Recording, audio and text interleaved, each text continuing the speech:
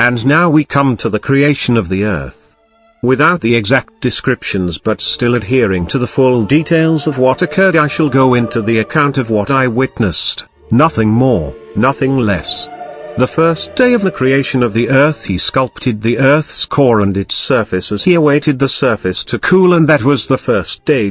Once it was solid to step upon, he and Lucifer stood upon the lifeless rock, and the Lord raised his hand to the sky, and clouds of moisture began to cover the surface, and the rain soon did come, settling the ocean into its place but not to completely cover the surface. While a deluge of water poured from the skies, he raised another hand, and the lightning began to crackle across the sky. And this shall hold the skies into place and make possible the life to grow upon it. And this was the end of the second day. On the third day he spoke out to Lucifer and said, "You, sleeping in death and wander in spirit, awaken from your death slumber and open up the little book and read it out loud word for word from Genesis, for you shall fulfill the reason as to why this book was never to be altered or its message changed. For this shall be my template by which I shall design the earth and the life upon it." I sat up from my comatose injury and picked up the small desk Bible, and as I read from Genesis, he parted the skies and set the orbit of the earth around the sun and set the moon into place, taken from the pile of asteroids that once sat where the earth now stood. This was the end of the third day as he set the day from there, night. On the fourth day he then calmed the storms so that they would bear the waters to the life that was to dwell upon the earth, above the earth and below it.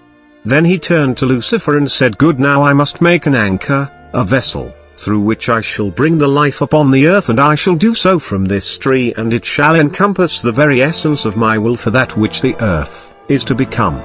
Thus a fig tree sprouted from the barren soil, and through this tree did he bring forth the vegetation above the earth and below the seas. This was the end of the fourth day. Upon the fifth day, through the roots of the tree within the earth did he spread the forests and cleave the valleys, and did set the animals therein and beneath the seas, from every bug to every beast but around the tree that was the vessel of God he did bring the best of his works of fruits and life-sustaining plants, and the animals were not wild beasts but tame and at one with each other, as if in a unified understanding of what was transpiring. As he began to mold Adam, he asked Lucifer, "How shall mankind hold himself together until he dries?" And seeing on the edges of the riverbank we stood next to, Lucifer said, "With this, Lord, I have seen it before. This red clay can be used to sculpt things. It is found along these types of rivers' bottoms." The Lord marveled and said, "Yes, brilliant, go and gather as much as you can." Lucifer gathered the clay, and the Lord sat and molded Adam from the dirt and did hold his form into place with the clay while it dried. Once it had dried, the Lord said, "Now I shall breathe the gift of life into him," and he knelt above Adam and held him by the nostrils and breathed life into his mouth, and Adam sat up as if hazy for a moment, then stood unsteady at first, and the Lord did show him the garden and how to find the figs and fruits he needed to eat, and said, "And this one I shall call Adam, he shall be the greatest of all my works here.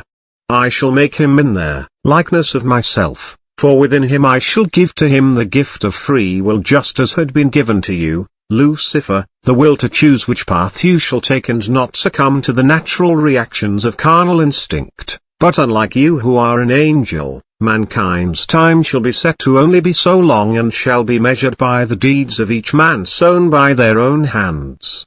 And then Adam fell into a slumber by the river.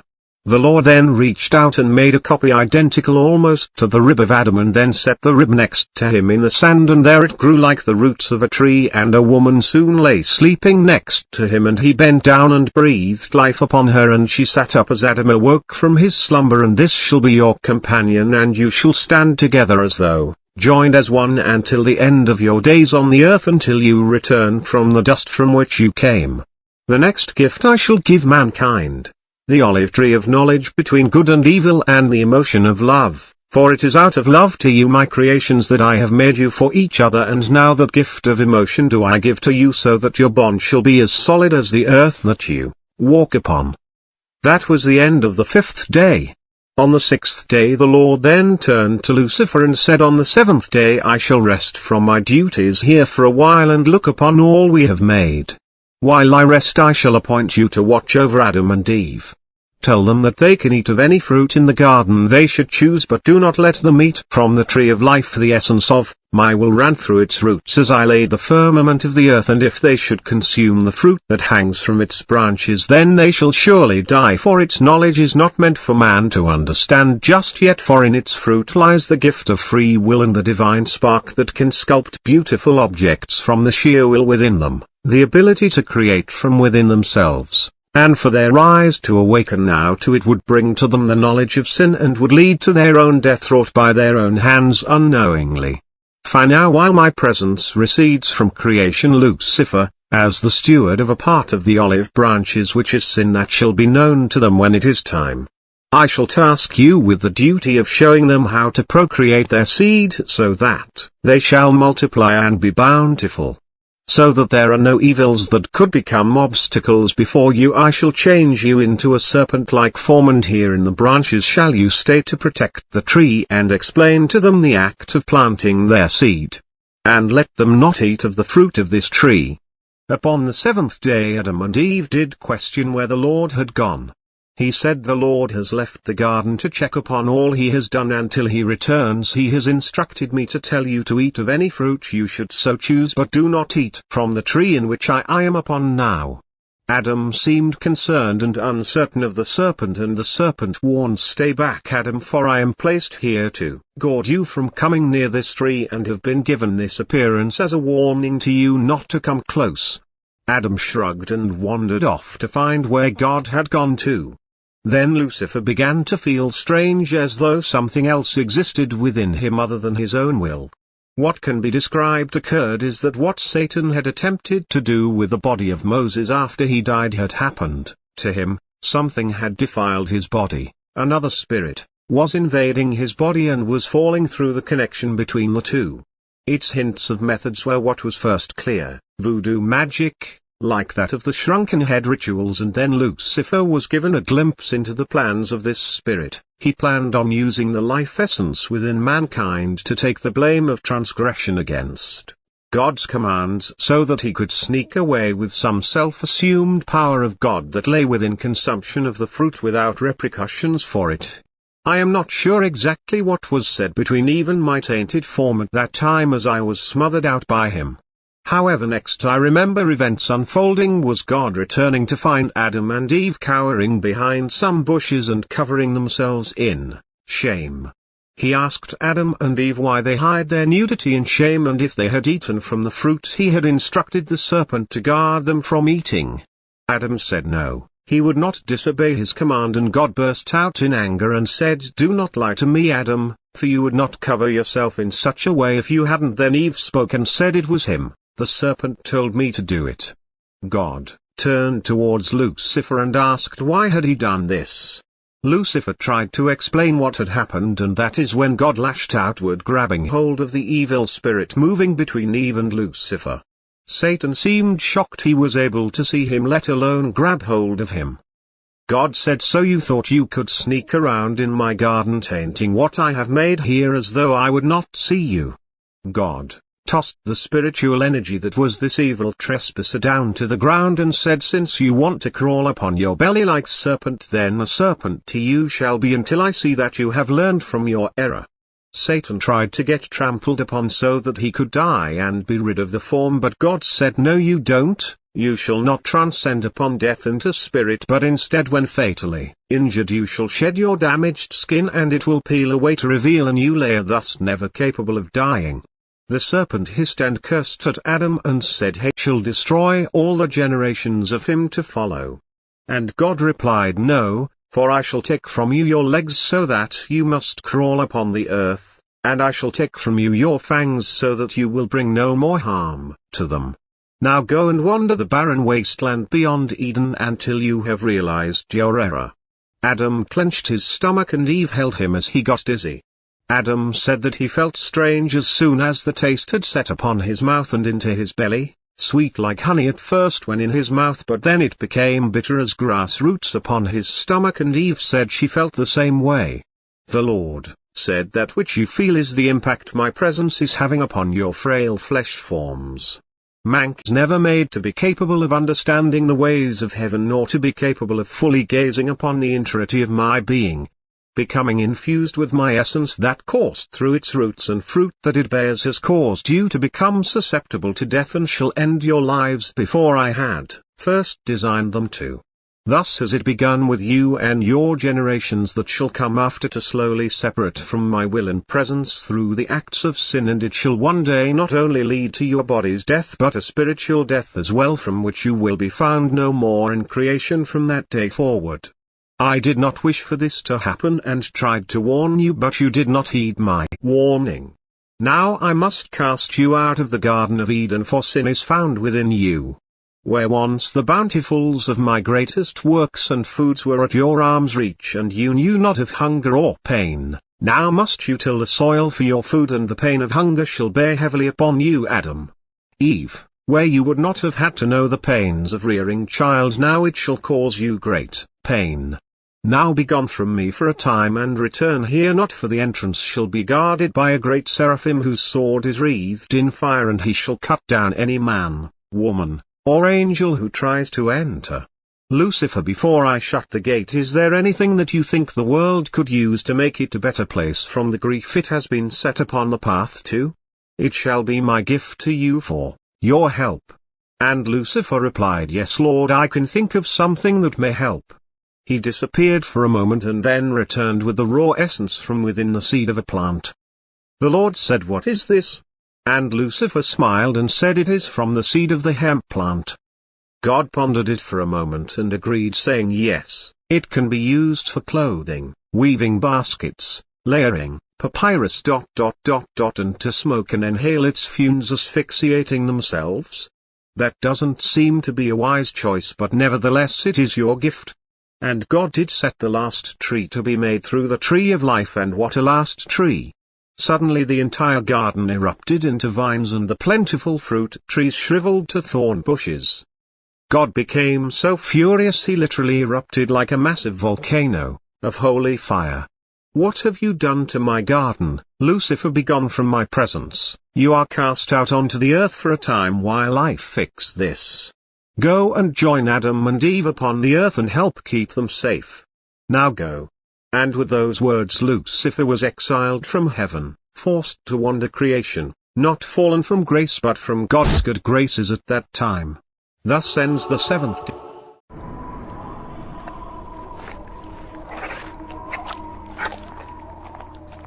There have been many powerful warriors throughout the millennia.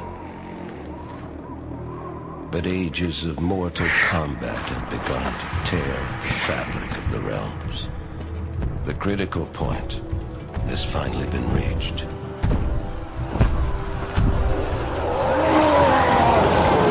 It was foreseen that combatants would one day grow too powerful and too numerous. If left unchecked, their intensifying combat would weaken and shatter the realms and bring about the apocalypse.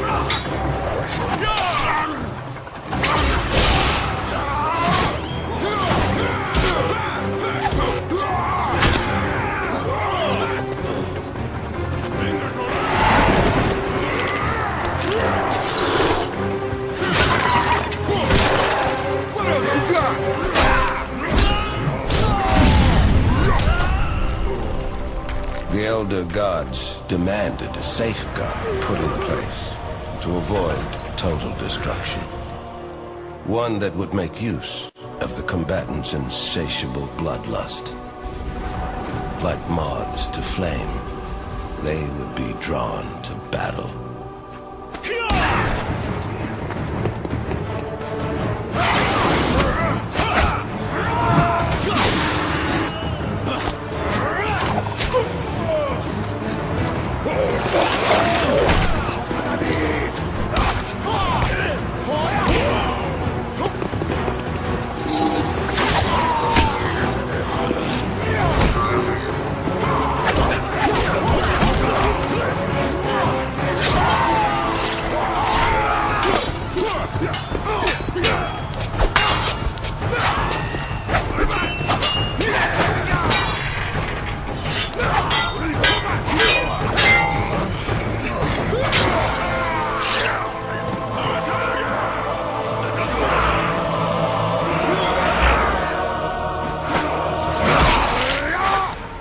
at the apex of destruction.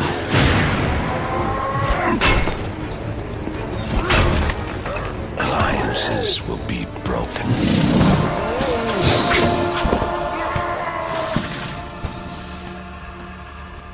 And old hatreds will be revived.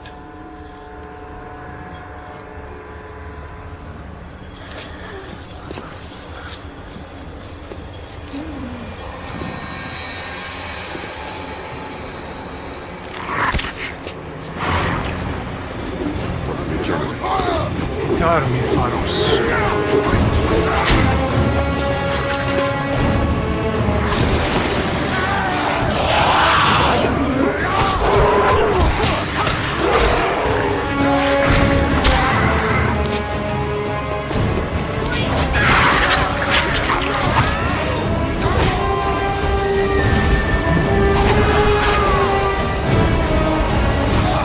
At last, it has come to this final battle. Armageddon has begun.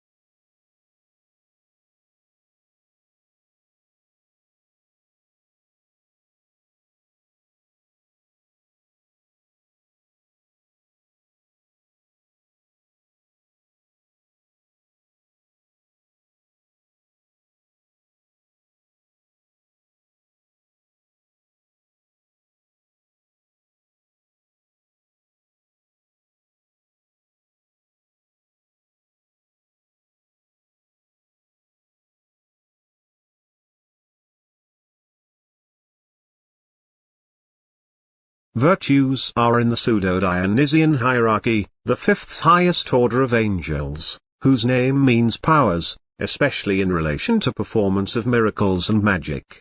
The primary tasks of virtues are to execute miracles on earth and provide courage, grace, and valor. According to Pseudo-Dionysius, virtues are one of the 10 orders of the blessed. They carry out the instructions of the dominions. Through virtues, God governs the seasons, elements, and heavens, though lower orders of angels have direct responsibility for those tasks. The angels of the Ascension are virtues. According to the life of Adam and Eve, 2 virtues, excellencies, and 12 other angels helped Eve to prepare for the birth of Cain. Angels who rule the order of virtues are Barbael, Michael, Peliel, Raphael, and Uzziel, and Satan prior to his fall. Agrippa says that humans receive power from virtues that strengthens them and enables them to constantly fight the enemies of truth. Virtues are equated with Malachim and Tarshism in Hebrew law, and they are sometimes referred to as the shining ones or the brilliant ones. In Kabbalistic law, virtues, along with dominions and powers, form one of 4 triplicities of intelligible hierarchies. Fallen angels are angels who fall from God's grace and are punished by banishment from heaven, becoming demons.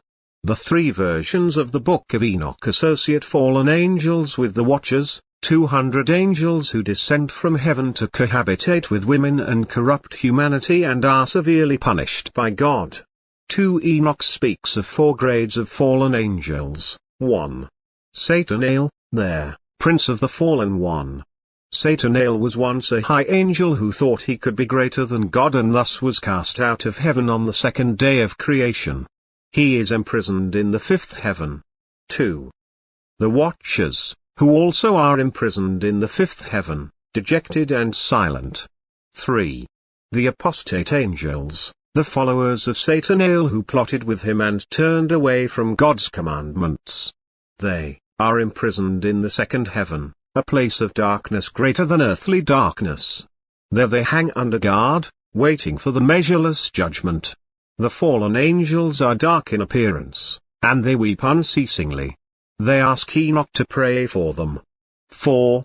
Angels, possibly some of the watchers, who are sentenced to be imprisoned under the earth.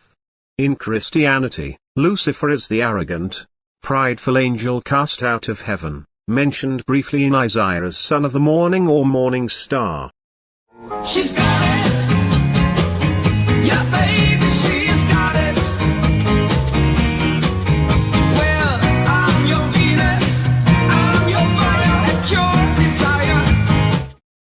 1/3 of the heavenly host fell with him, 133,306,668 angels.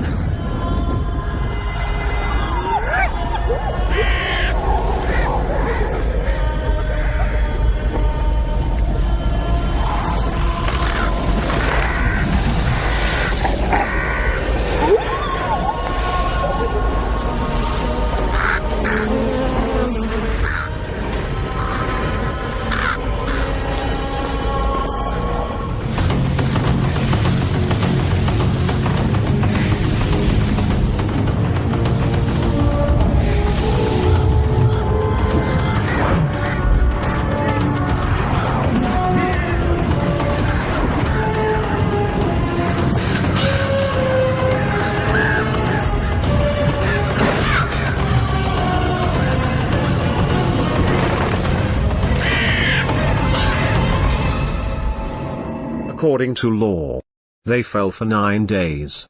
Theologians have posited that a portion of each of the 9 orders of angels fell. Some said the fallen ones compose a 10th order. The fallen angels become demons who seek to ruin men's souls, a view reinforced by the influential theologian Saint Thomas Aquinas. Lucifer later became identified with Satan.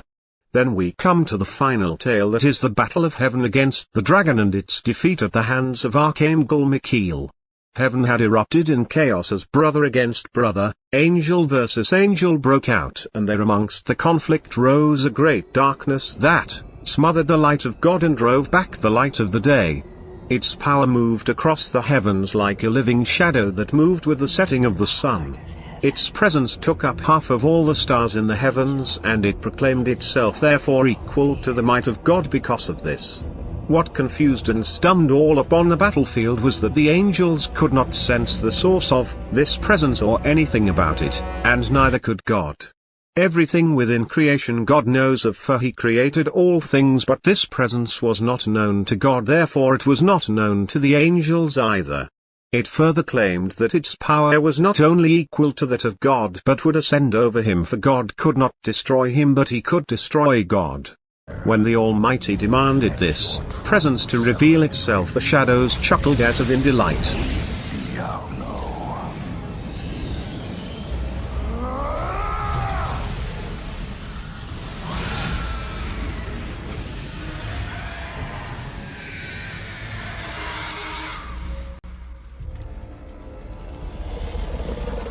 From within the pit of blackness a light was ever so faint but growing brighter and closer from within the center of the darkness. A loud and thunderous roar as if from the mouths of 1,000 lions shook the heavens as the angels held their hands to their ears, writhing in agony from its sound. Then a great beast broke through the clouds into the heavens and encircled the battlefield. It was a great red dragon, and it held command over the night and shadow. It boasted over its words and said, "You see, it is truth that I did say. I claimed that I would rise above the throne of God, and here you all are below me, for your combined effort could not even stand to put ripples within my vast ocean of power." Rumors began to sweep over the angels in the battlefield that the son of the morning star, Lucifer, had returned. If so, then he had changed, for none could sense their brother within this great monster. Only darkness, hatred and vengeance dwelt in its heart. As the dragon came around full circle, it began its descending attack, heading straight for the Almighty. Suddenly the archangel Michael flew in front of their Lord with the flaming sword in his hands and said, "Get behind me, Lord." Before the dragon could realize what had occurred to correct its course, Michael leapt into the air as the dragon attempted to pull up. Michael thrust the sword upward into the throat of the dragon and dragged the blade from its throat all the way to the middle section of its torso, splitting the dragon open as its inner organs spilled onto the field of battle before the gates of heaven. Gabriel seized the opportunity and grabbed hold of one of the spears on the field and threw it at the dragon, impaling its exposed heart and killing the dragon as a loud exasperation of its last breath swept over all that were close. Those present say that its breath smelled like the pit of a volcano, heavy with odors like sulfur and brimstone coming from its mouth. Michael quickly laid hold of that great dragon and opened up the chasm that led to oblivion, that is in the spiritual realm now called the bottomless pit, and did throw the dragon into the pit and sealed the gate of oblivion for 1,000 years. The gate to oblivion was sealed with 9 sigils of the highest archangels and bound by 7 seals of the realms of creation. The Lord said that there the dragon will remain for 1,000 years, but then it must be set loose for a while but be driven back into oblivion, where it shall remain until the day of the final conflict, where it shall then be cast into the lake of fire with Satan and his angels at the end of days, in the final hour of mankind. For after the final hour and Satan has been beaten, then shall come their final judgment upon all of creation above the earth, upon the earth and under it, and a new heaven and a new earth shall be made. When that day shall come, none shall know but the Lord, and thus it shall be known as the day of the Lord. On that day the old shall fall away, giving way for the new. Death shall be no more, and neither shall the eternal hell, for their place shall not be found any more in creation. Now